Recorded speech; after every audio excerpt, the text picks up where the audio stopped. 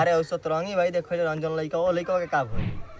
घर द्वार तो ओकर ठीके बाबा के पैसे ज्यादा मांगा कितना रुपया मांगत था कम से कम 5 लाख रुपया मांगा था कम नहीं कर करत ना कम नहीं खस करत जब 5-5 लाख 10-10 लाख दहेजे लागी त पढ़ाई लिखाई में न पैसा बर्बाद कर नहीं जा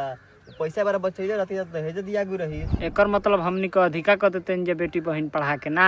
काहे हो झरन भाई काहे उदास बैठल बड़ दुनिया में बाप बेटा आओ बैठो लइका तो सतरंगियो चाचा देखैले रहला हां हो तू बतल रहता ना लइका के का भइलो घर वालन के तो हम मनाइए ले रही लइकवे तनी पढ़ल लिखल बा कहता कि लइकी सांवर बिया हम ना करम माने तब दुनिया में जेकर सांवर लइकी भी ओकर लइकी के बियाह ना होई त का कहल जी दुनिया में जतना सामर लइकी बाड़ी सब कोनी के मार दिहल जाई अबे एमे का कह सकता नहीं हो इहे तो बतिया भई रहे जोन बलिया ला लइका देखले रहे ओहू में ओ में का भई रहे कहता कि लइकी नाट बिया हम ना करम माने 100% लइकी सुंदरो चाहिए ऊपर से दहेजो चाहिए हाँ। तब जाके लइकी से बियाह होई भले ओकरा पढ़ाई लिखाई में कतनो खर्चा होखे कतनो टैलेंटेड होखे ओकर दिमाग कतनो काम करत होखे ओसे मतलब नहीं छे नहीं खे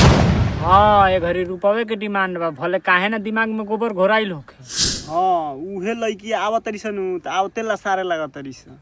हां इहो बात सही है कहत रह